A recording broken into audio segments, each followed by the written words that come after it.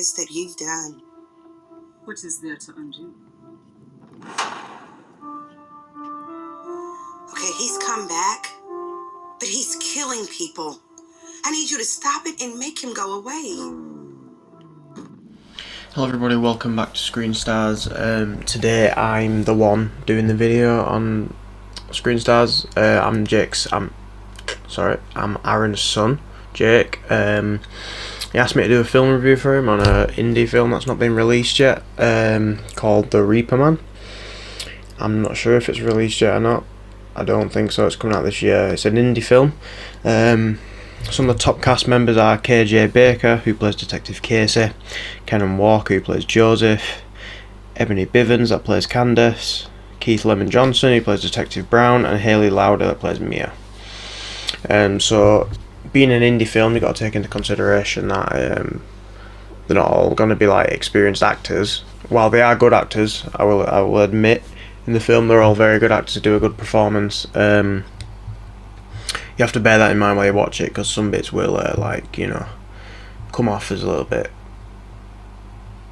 indie, being it is an indie film. So, brief synopsis of the film.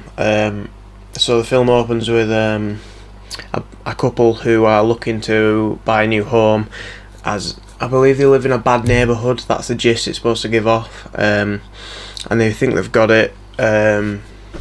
The estate agent tells them, yeah, you've got it, you're all good to move in, and then they celebrate.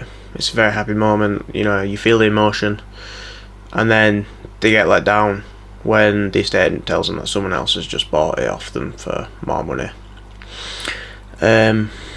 So after that, the inciting event is they get broken into. This black couple get broken into, and I won't spoil much more in case you do want to watch the film. But yeah, that's what sets the events in motion and creates the Reaper Man. So we follow the protagonist is a black woman, who I believe is played by Hayley Lauder. I believe she plays the main protagonist, who's struggling to come to terms with the loss of her husband and where she's living and stuff like that. Overall, I thought the plot was very interesting. You don't see a lot of voodoo magic sort of films these days. At least I can't name them off the top of my head. That genre's kind of been replaced by the zombie genre, because zombies were a voodoo thing at first, so you don't really see much of that these days. It's a very black and minority background film. A lot of the cast are African American, so that's always nice to see. It focuses on I won't say poverty, but the struggle with, if you are living in a bad neighbourhood, the struggle to get out there if you're lacking income and stuff like that. So yeah, that was interesting to be explored. Cinematography is great for an indie film, definitely. Some very unique and creative shots in there that you wouldn't normally see in an indie film, because indie films tend to stick to especially indie films of this caliber. They tend to stick to very standard Hollywood editing to try fit in with other films, make them look more natural. This film kind of explores a bit more.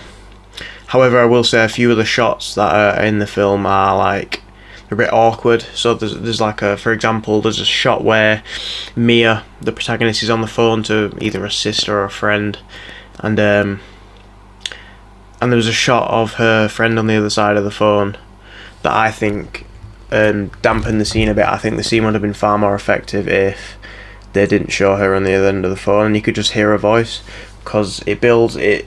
Although the film does build tension well, it lost all its tension because we cut from the protagonist, who could possibly be in danger, to someone else that's miles away. So yeah, there's a couple of moments like that where the shots just lasted a bit too long when they didn't need to. Could have saved some time and I guess you could say money on those. For any, I said earlier, but a bit more detail on the acting. The acting is it's better than I could do. Obviously, that's what I'm going to say first of all. But the acting is great. My suspension of disbelief wasn't broken at any point. To do with the acting, at least. They were believable characters, well written characters.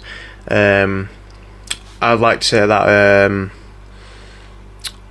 Kenan Walker, who plays Joseph, he did an amazing job. I'd say he stole the show. He gives a really good performance as both a protagonist and an antagonist. Very believable on both sides and entertaining to watch throughout.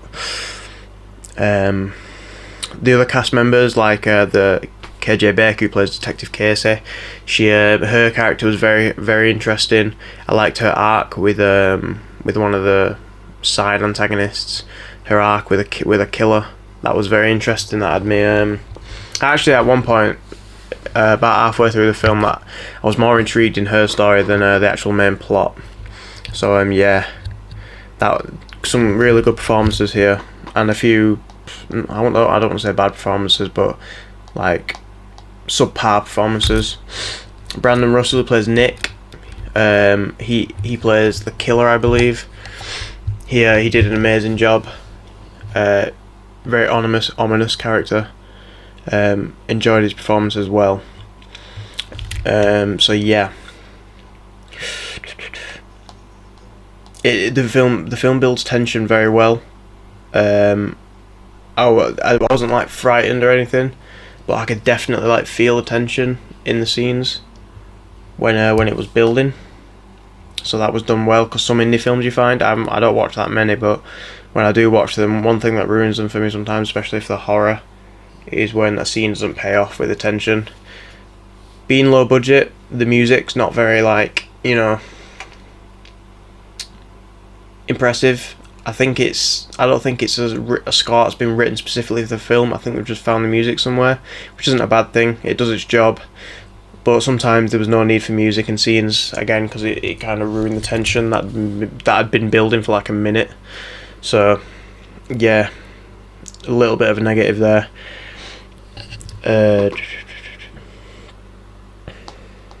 Other than that, there's nothing else really bad to say about the film. I thought it was great. I enjoyed it. Watched it all the way through in one sitting. That's a lie, actually. I took like a couple hours break from it just to have some food. But other than that, yeah, I didn't feel the need to go off the film or anything like that. Which a lot of indie films will do that because they're hard watch, but this wasn't. Obviously, there's some cheesy moments in there because of the acting and all that. But that's to be expected in an indie film. A few of these actors, like very unknown, don't have profile pictures on IMDb. So yeah, that's something to keep in mind. That not all the actors will be. This will be the first role. So yeah, overall, out of 10, I would give the film a solid 6 out of 10. If this is any of the characters' first rodeo, it's very impressive, and I appreciate the skill that went into it. The ending, not a very memorable ending. I watched it a few days ago, and I'm struggling to remember, which you could see as a big negative. But to be fair, I don't remember many endings from recent films that I've watched, so that could just be me. But yeah, I'd say they paid off. The ending paid off. It's worth staying till the end for. I'm not going to spoil anything, but yeah. So yeah, if you guys want to see like more of me on this channel, just let my dad know in the comments, and I hope you did enjoy. If you did, please like and subscribe, and if you're feeling generous, check out my channel, Blitzboy JK, where I upload video game content and live streams sometimes. So yeah, thank you very much, guys. I'll see you later.